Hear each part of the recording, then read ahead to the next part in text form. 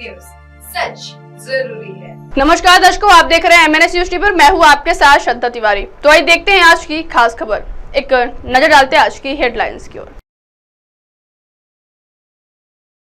High court ने केजरीवाल की जमानत रद्द करने की अर्जी पर ईडी से पूछे सवाल। राजस्थान में भाजपा का पलड़ा भारी, तैयारी पूरी।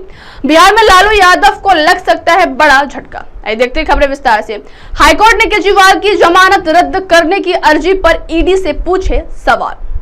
दिल्ली हाईकोर्ट ने बुधवार को प्रवर्तन निदेशालय से पूछा कि मुख्यमंत्री अरविंद केजरीवाल को दी गई जमानत को चुनौती देने वाली अर्जी में अब कौन सा पहलू बचा है, जबकि आबकारी नीति से जुड़े धन शोधन मामले में उन्हें पहले ही सुप्रीम कोर्ट से अंतरिम जमानत मिल चुकी है। हाईकोर्ट ने कहा कि यह अब केवल अकादमिक मुद्दा है। उसने पूछा कि यदि प्रवर्तन निदेशालय की याचिका स्वीकार कर ली जाती है तो क्या यह एजेंसी मुख्यमंत्री को फिर गिरफ्तार करेगी।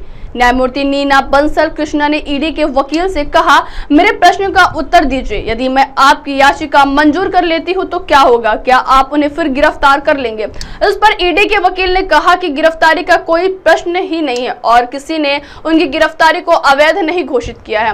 न्यायमूर्ति कृष्णा ने यह भी कहा कि इस मामले में दायर अर्जी इतनी अच्छी तरह तैयार की गई है कि वह भ्रमित हो गई। उन्होंने कहा, क्या यह जमानत के लिए है या अवैध हिरासत के लिए या क्षतिपूर्ति के लिए। मैं भ्रमित हूँ। सुप्रीम कोर्ट ने 12 जुलाई को धन शोधन मामले में केजरीवाल को अंतरिम जमानत दे दी थी और धन शोधन रोकथाम अधिनियम के तहत गिरफ्तारी की आवश्यकता और अनिवार्यता के पहलू पर 3 सवालों पर गहन विचार के लिए इस मामले को एक बड़ी पीठ को भेज दिया था, लेकिन केजरीवाल अब भी जेल में है।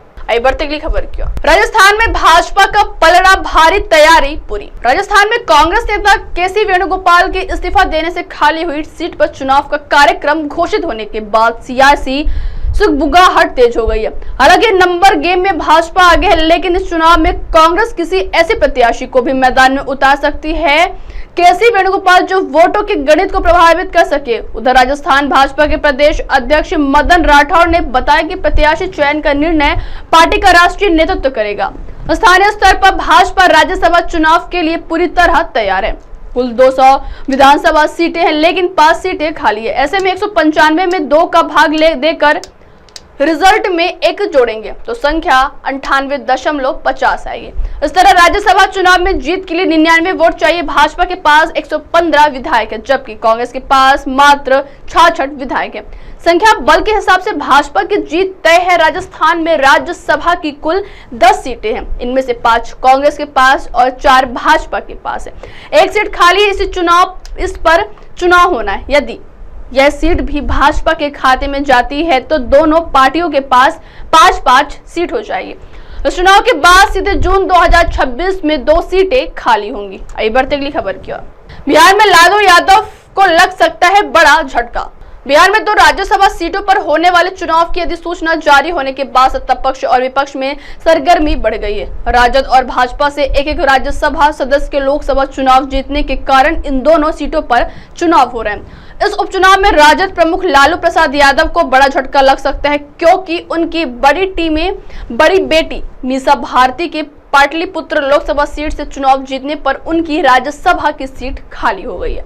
यह सीट लालू परिवार की रही है। इस बार लगता है कि यह सीट राजद के खाते से निकल सकती है। बताया जा रहा है कि मीसा भारती की खाली सीट समीकरण के हिसाब से एनडीए के कोटे में जा सकती है, क्योंकि राजद के पास विधानसभा में इतने विधायक नहीं है कि वह अपनी पार्टी के प्रत्याशी को आसानी से राज्यसभा में भेज सके। अब आप हमारे न्यूज चैनल को आपके मोबाइल पर भी देख सकते हैं। मोबाइल पर देखने के लिए प्ले स्टोर से MNS news TV app download करें। इंस्टा, हाइक, ट्विटर से सोशल मीडिया प्लेटफॉर्म पर हमारा चैनल उपलब्ध है। आप इस यूट्यूब पर भी देख सकते हैं, आप इसे यूट्यूब लाइव भी देख सकते हैं।